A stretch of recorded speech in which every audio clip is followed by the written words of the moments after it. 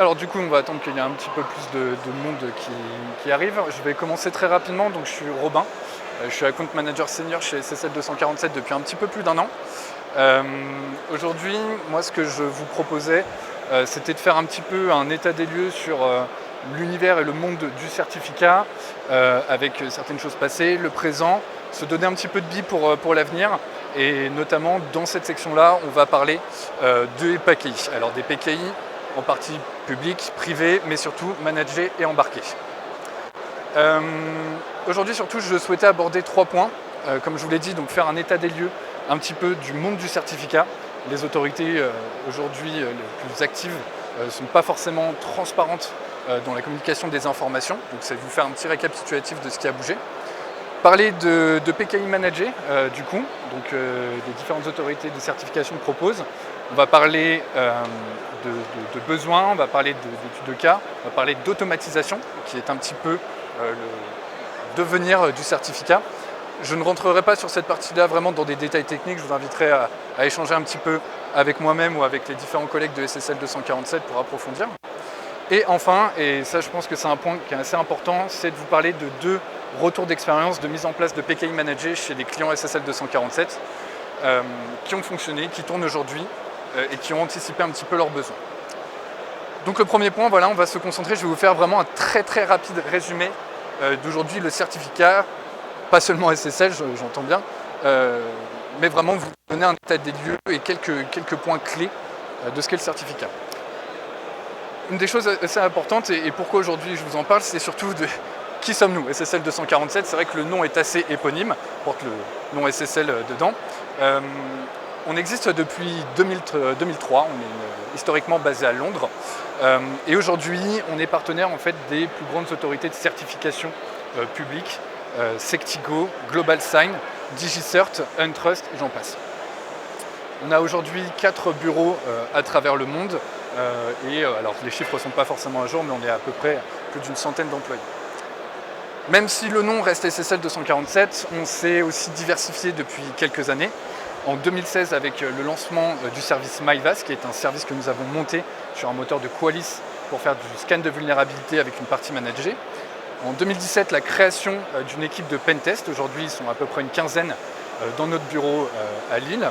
La partie du coup, donc MPKI, PKI Managé depuis 2018, avec historiquement DigiCert, anciennement Symantec, Sectigo et Entrust. Et plus récemment, l'intégration d'un nouveau partenariat avec N-Cypher pour la partie HSM. Alors comme je le disais, on va faire vraiment un bilan vraiment rapide des principales modifications qu'on a eues sur le marché du certificat.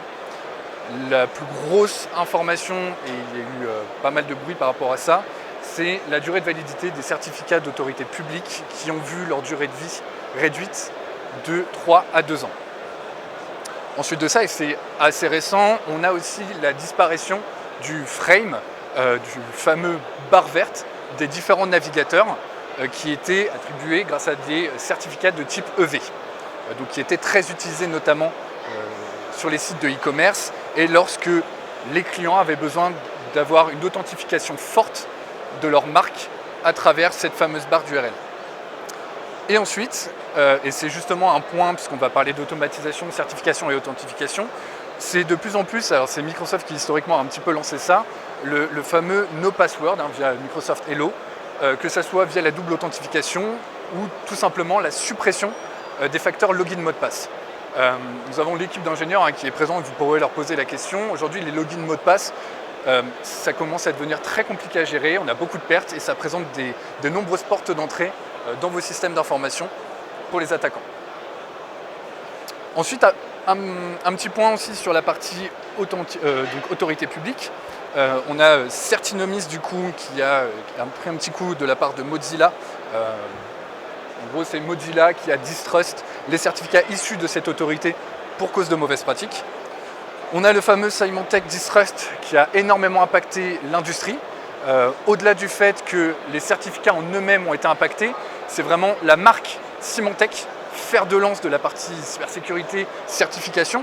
Je pense à Norton et tous les services Enterprise qui ont été lancés avec, qui aujourd'hui ont été impactés. À tel point qu'aujourd'hui, Symantec, en tant que tel, n'existe plus, a été racheté par DigiCert sur la partie certification. Et aujourd'hui, la partie Enterprise a complètement été lâchée à une société qui s'appelle Broadcom, qui est un industriel et qui est en train de se construire une réputation dans l'univers de la cybersécurité. Aujourd'hui, Symantec existe encore, mais est voué à disparaître dans les prochaines années. Et enfin, et du coup c'est très lié, l'émergence de DigiCert, qui est un groupe, qui est un rassemblement, et qui regroupe aujourd'hui 3 autorités, donc SAUT, GeoTrust, Symantec, et cette émergence du coup de cette nouvelle autorité. J'ai oublié de mentionner, il y a aussi un point, donc c'est Sectigo, qui est anciennement Comodo, qui est plus connu sur ce nom-là, donc qui a tout simplement rebrandé sa marque et décidé de se concentrer sur le sujet d'aujourd'hui, qui sont les PKI. Avec ces données-là, on est en droit de se poser un petit peu des questions sur l'utilité d'un certificat qui, à la base et de façon native, servait à faire uniquement du chiffrement. Alors le SSL est un peu obsolète, on parle aujourd'hui plutôt de TLS, avec le 1.3 notamment, mais dans un abus de langage, on parle encore de SSL. Mais aujourd'hui, le certificat n'est plus forcément apte à être utilisé que pour faire de chiffrement de données sur des web serveurs et autres.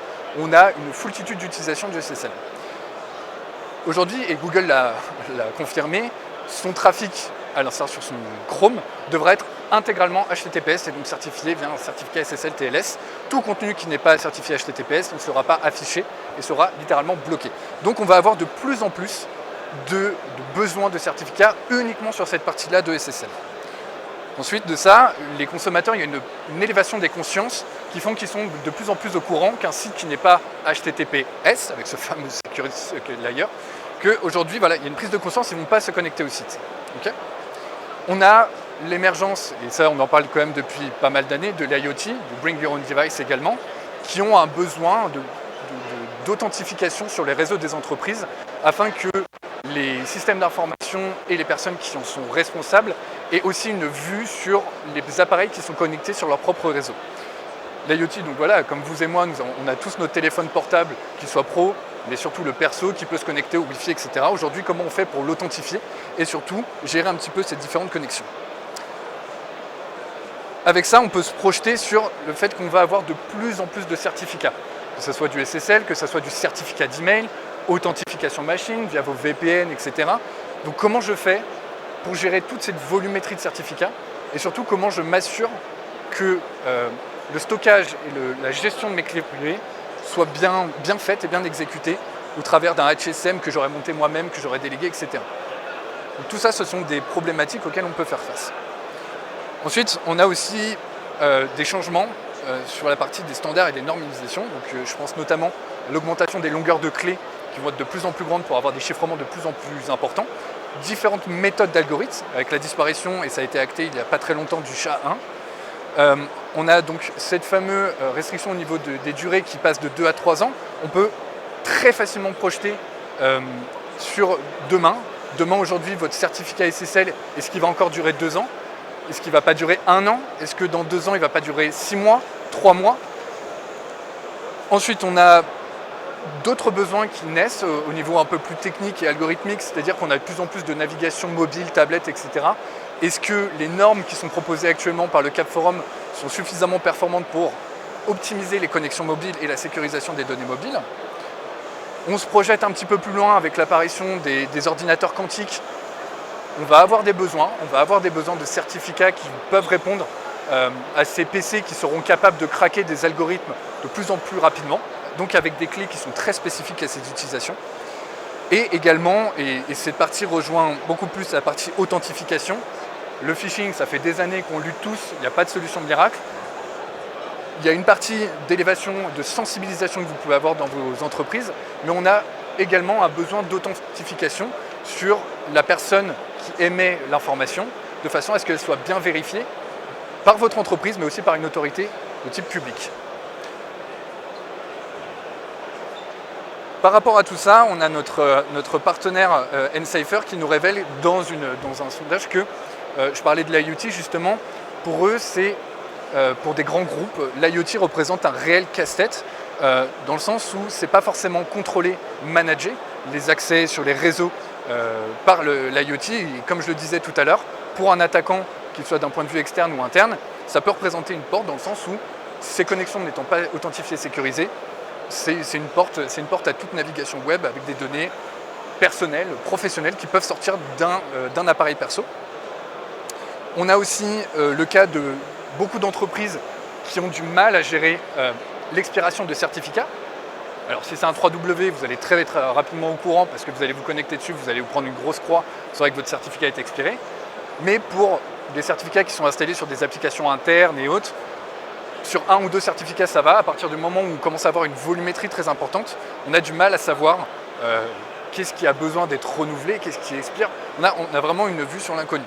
Et j'en parlais donc juste avant, la partie authentification avec de plus en plus d'attaques de malware, tout simplement parce que j'ai cliqué sur le mail d'un collègue dont l'adresse mail ressemblait. Pour illustrer un peu mes propos, j'ai choisi de vous parler de 2 cas assez extrêmes, dans le sens où c'est l'effet boule de neige. On part d'une simple expiration d'un certificat qui entraîne des conséquences assez graves. Donc c'est le cas de O2 avec Ericsson. C'est tout simplement dû, je vous ai mis quelques informations, mais c'est un certificat SSL qui permettait d'avoir un chiffrement et une authentification sur un système un peu critique qui a expiré. Et le fait est que ce serveur en fait, avait besoin d'être connecté avec différentes API qui faisaient des appels sur cette machine-là. Et ces systèmes-là n'y avaient tout simplement plus accès puisque ce n'était plus chiffré en HTTPS. Donc effet boule de neige, on a une grosse partie de tout le réseau mobile qui a été impacté.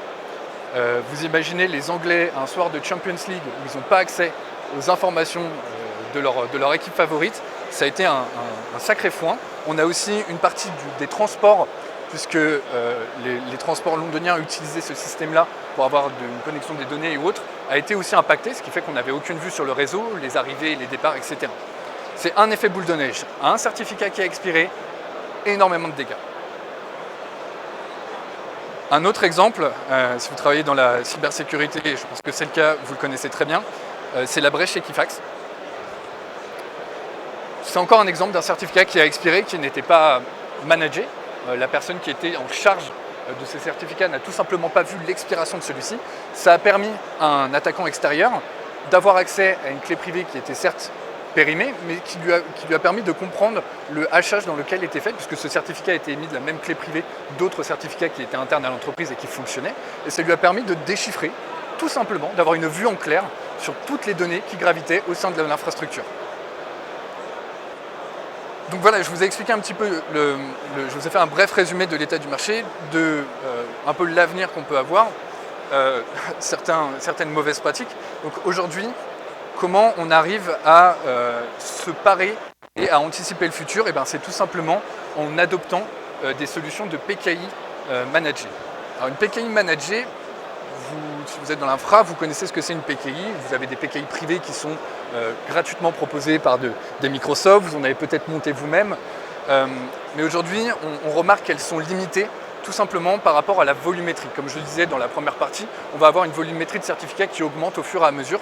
Donc aujourd'hui, on arrive à des limites où ces PKI privées posent leurs limites tout simplement sur l'inconnu. On a aussi certains cas de PKI qui sont montés depuis des années où un nouveau RSSI arrive en charge d'un parc de certificats et n'est même pas au courant de ce qui est sorti de sa PKI, ni qui a initié l'émission de ce certificat, depuis quand, etc.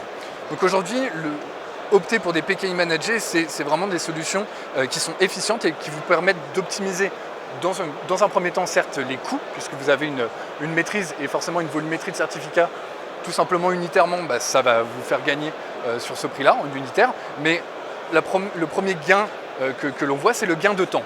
Je ne connais pas un administrateur système qui aime passer du temps à créer un CSR, à créer son certificat et à l'installer. Ce ne sont pas forcément des tâches à valeur ajoutée. Donc aujourd'hui, on essaye d'optimiser tout ça, d'optimiser le temps. Ça reprend assez bien la première phase, c'est vraiment contrôler l'inconnu. C'est d'avoir, avec une granularisation et une hiérarchisation différente, d'avoir une vue sur tout le parc de certificats, pas seulement SSL, de mon entreprise. C'est-à-dire que j'ai un certificat qui expire, je connais l'application, c'est telle ou telle personne qui la gère, soit je vais directement approuver le fait qu'il faut le renouveler, donc un renouvellement automatique, puisque c'est aussi une des questions, c'est l'automatisation. Quand vous avez 2-3 certificats installés manuellement, c'est bien. Quand on a 1000-2000 certificats, il faut parler d'automatisation. Donc c'est vraiment, et c'est un sujet actuel, mais c'est surtout le sujet de demain. Donc voilà, c'est vraiment d'avoir une vue complète de votre parc.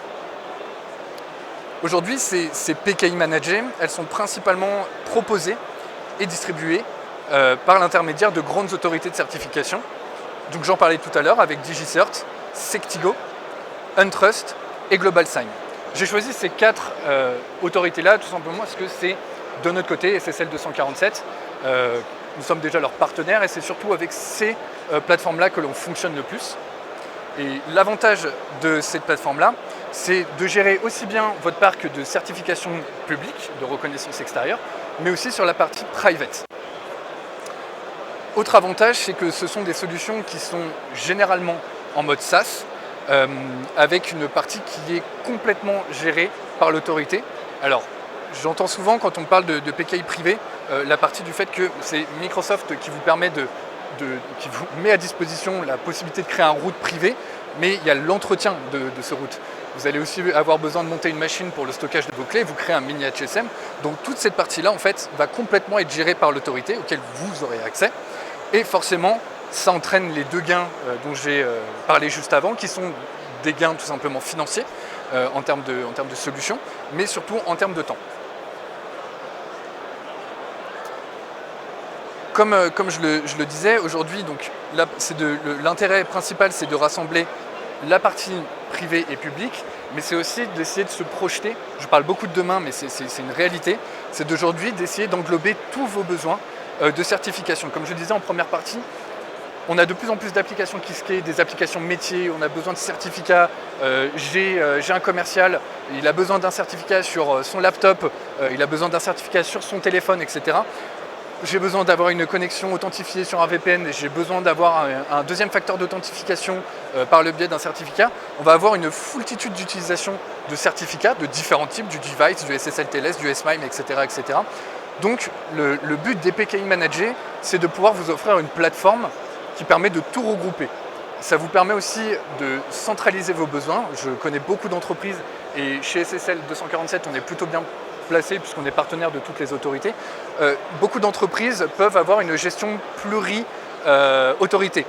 Ça peut avoir des avantages, ça a aussi des inconvénients. Donc le but, c'est vraiment de tout regrouper.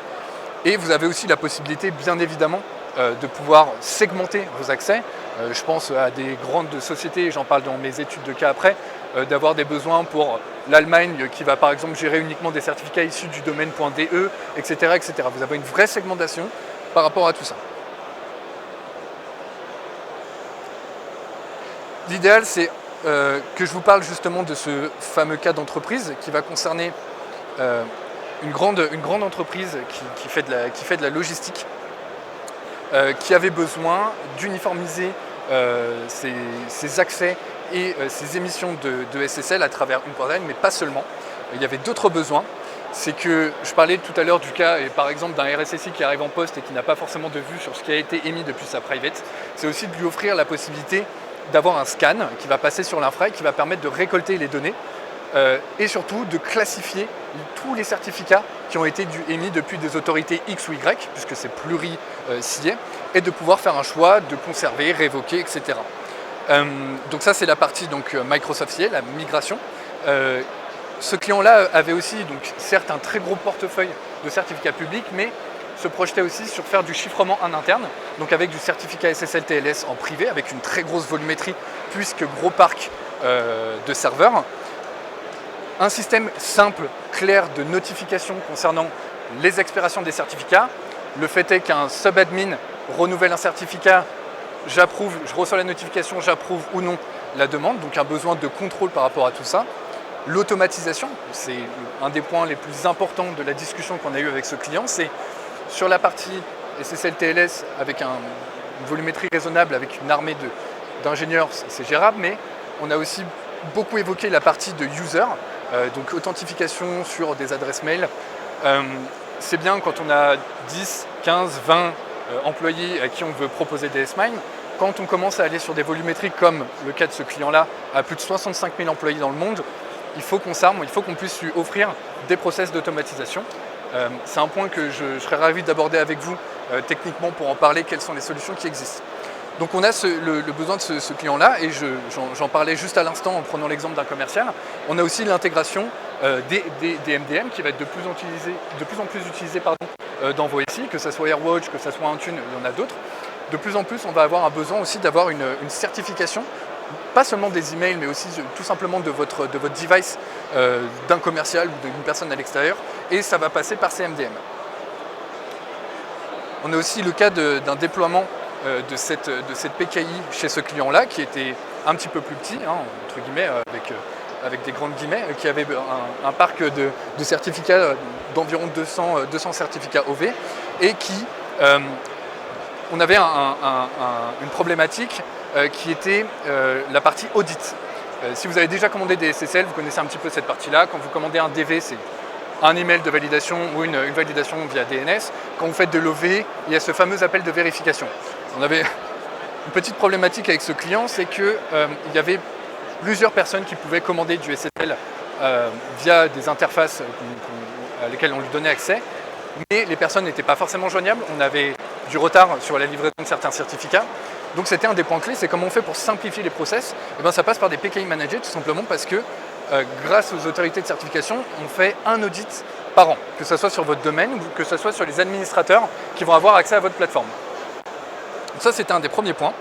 Il y avait aussi une partie, et c'est un petit peu un point que j'ai abordé juste avant, qui est la partie du coup Discovery.